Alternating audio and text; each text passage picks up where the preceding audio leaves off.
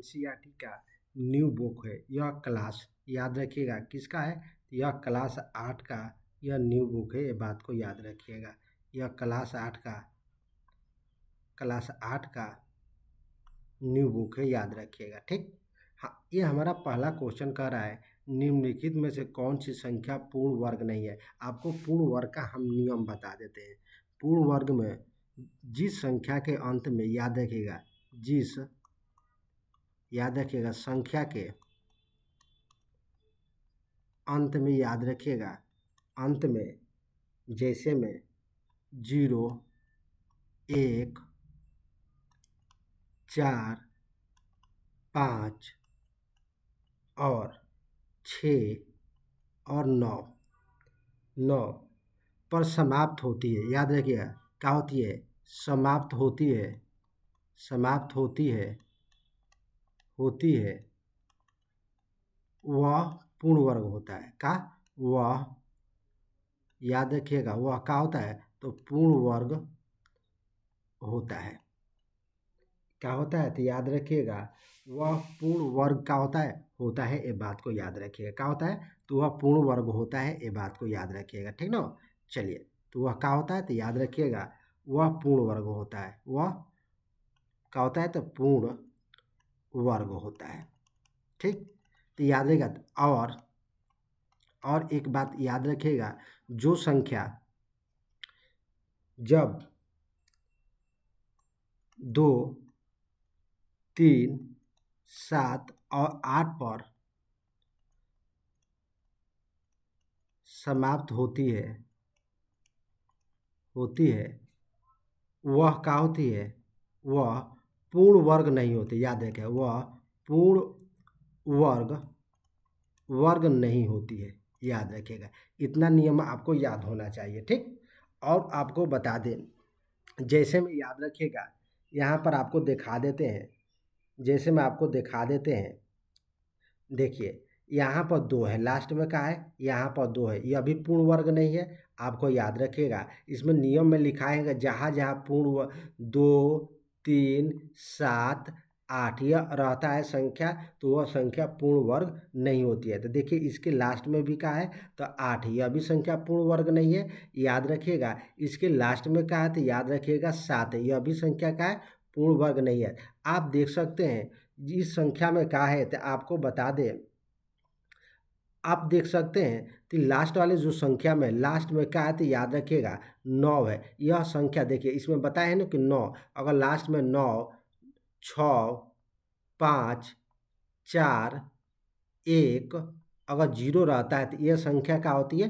पूर्ण वर्ग होती है। तो याद रखिएगा ये हमारा 4 क्वेश्चन का है, तो क्वेश्चन 1 का चौथा का है, यह पूर्ण वर्ग है, ये बात को याद रखिएगा। ठीक, चलिए उसके बाद हमारा क्वेश्चन, ये दूसरा क्वेश्चन ले लेते हैं। दूसरा में हमारा पूछा है कौन सी संख्या का है 64 का स्क्वायर, 108 का स्क्वायर और 292 का स्क्वायर और 36 के स्क्वायर में से किसका इकाई अंक 4 है। तो याद रखिएगा लास्ट वाला संख्या देखेंगे, याद है इसका लास्ट वाला संख्या का वर्ग करेंगे। याद रखिएगा जब हम 4 का वर्ग करेंगे तो हमें क्या मिलेगा, 16 मिलेगा। तो इसका इकाई अंक का है 6 है, तो यह भी नहीं होगा। तो याद रहेगा इसका हम लेंगे कितना, 164 का। याद रहेगा 64 का जब 8 का स्क्वायर करेंगे तो हमें 64 प्राप्त होगा। क्या होगा, तो हमें 64। तो याद है इसके इकाई अंक में क्या है, तो 4 है। तो ये पूछ रहा है कौन सा अंक, किसका अंक इकाई अंक 4 है। तो याद रखिएगा 108 का, याद रखिएगा 108 का इकाई अंक का है। तो याद रखिएगा 108 का लिखिएगा इकाई अंक का है, इकाई अंक का है। तो याद रखिएगा इसका इकाई अंक 4 है, याद रखिएगा। ठीक, उसके बाद दूसरा का ये 92 का चेक कीजिए। देखिए इसके लास्ट में क्या है, याद रखिए लास्ट में 2 का स्क्वायर है। तो याद रखिएगा जब हम 2 का स्क्वायर करेंगे तो हमें कितना मिलेगा, तो 4 मिलेगा, ये बात को याद रखें। तो लिख सकते हैं क्या, 292 याद का स्क्वायर, 292 का स्क्वायर, याद रखिएगा 292 का स्क्वायर का इकाई अंक याद रखिएगा का। तो आपको बता दें इसका इकाई अंक क्या होगा, तो आपको बता दें इसका इकाई अंक कितना होगा, तो 4 होगा, याद रखिएगा क्या होगा? तो इकाई अंक याद रखेगा, इकाई अंक का है 4 है, याद रखेगा। उसके बाद कुल के इकाई अंक का है 4 नहीं आएगा, 36 की याद रखेगा, क्योंकि 6 का 36 हो जाएगा, ये बात को याद रखिएगा, ठीक। उसके बाद ये लेते हैं क्वेश्चन 3। ये पूछ रहा है, याद रखेगा, 125 का स्क्वायर होता है 15,625 होता है, ये बात को याद है। हमें 26 का स्क्वायर पूछा है कि 26 का स्क्वायर क्या होगा, ये बात को बताना है, ठीक। चलिए आपको बता देते हैं, इसे निकालने के लिए बहुत ही आसान तरीका है, ठीक। चलिए देखिए, हमें कुछ नहीं करना है, ठीक। मान लेते हैं 26 को क्या मान लेते हैं, ये हमें दिया हुआ है, याद रखिएगा 125 का स्क्वायर 15,600 दिया है, तो हमें 26 को एन मान लेते हैं। क्या मान लेते हैं? तो 26 को संख्या एन मान लेते हैं, याद रखिएगा। इसका सूत्र होता है 2n-1 होता है। क्या होता है? 2n-1 होता है। 2 गुणे लग देंगे 26, 126 माइनस 1 कर देंगे, ये बात को याद रखिएगा। जब इसे गुणा करेगा 12 के क्या हो जाएगा 2, 4 1 5 हो जाएगा, ये हो जाएगा 2, याद रखिएगा। ये 252 होगा, माइनस में 1 घटाना है, तो हमें कितना मिलेगा? 251 मिलेगा, याद रखिएगा। कितना मिलेगा? तो 200 हमें 51 मिलेगा। यहाँ पर देख लीजिए क्वेश्चन नंबर 4 में हमें दिया हुआ है। अब कह रहा है 251 हमें प्राप्त होगा, इसमें जोड़ देते हैं। तो याद रखिएगा जब जोड़ेंगे किस में, देखिए इसमें 251 को जोड़ देते हैं। जब 251 6 7 8 5 1, तो याद रखिएगा यह किसका स्क्वायर होगा? याद रखिएगा 126 का स्क्वायर होगा, ये बात को याद रखिएगा। यही हमारा क्या होगा? आंसर होगा, ये बात को याद रखिएगा, ठीक। चलिए नेक्स्ट क्वेश्चन लेते हैं इसका।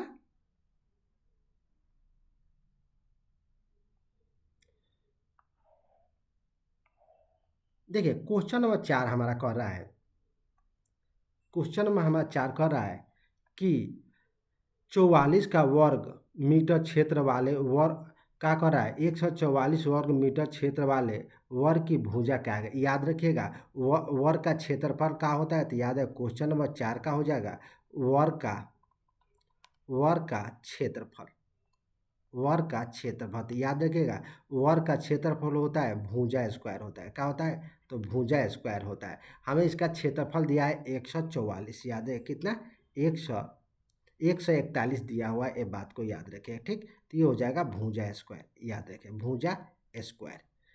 तो जब भुजा हटाएंगे, भुजा लिखेंगे तो स्क्वायर आकर इधर चक जाएगा, तो यह 44 का 441 का स्क्वायर, तो याद रहेगा यह 21 का 21 गुणे 21 लिख सकते हैं, और हो जाएगा भुजा, याद रखिएगा। तो इसका हो जाएगा 21, तो वर्ग की भुजा क्या हो जाएगी? तो याद रखिएगा 21, ये हमारा आंसर होगा, ठीक।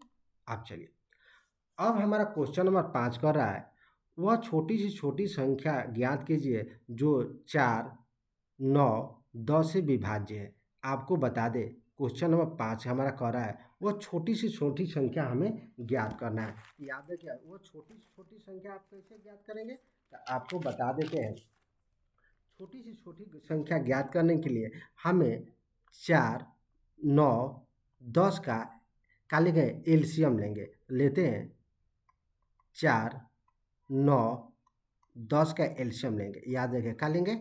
4 और 9 का एलसीएम, ये 2 बार में जाएगा 2 9 5। जब इसे हम अब नहीं जाएगा तो याद रखिएगा ये हो जाएगा 2 2 गुणे 9 गुणे 5। याद रखिएगा जब हम इस सभी को गुणा करेंगे तो हमें आएगा कितना? तो याद रखिएगा 180 आएगा। कितना आएगा? तो 180 आएगा। हमें क्या पूछा है? छोटी वह छोटी से छोटी वर्ग संख्या ज्ञात करना है। क्या संख्या ज्ञात करना है? तो वर्ग संख्या। तो 180 का क्या करेंगे हम?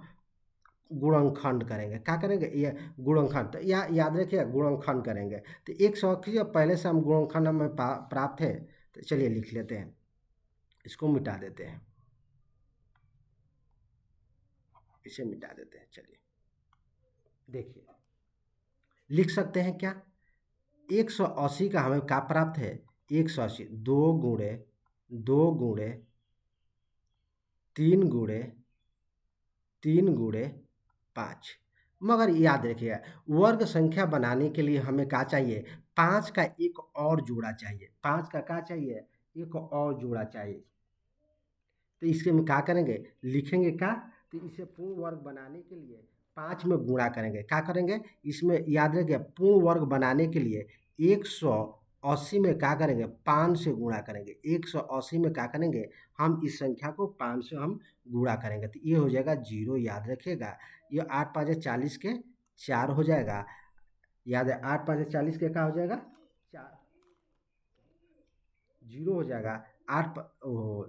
0 हो जाएगा, याद रखिएगा। ठीक, चलिए अब देखिए, थोड़ा गलती हो गया, नीचे ले लेते हैं। हम्म, ओहो,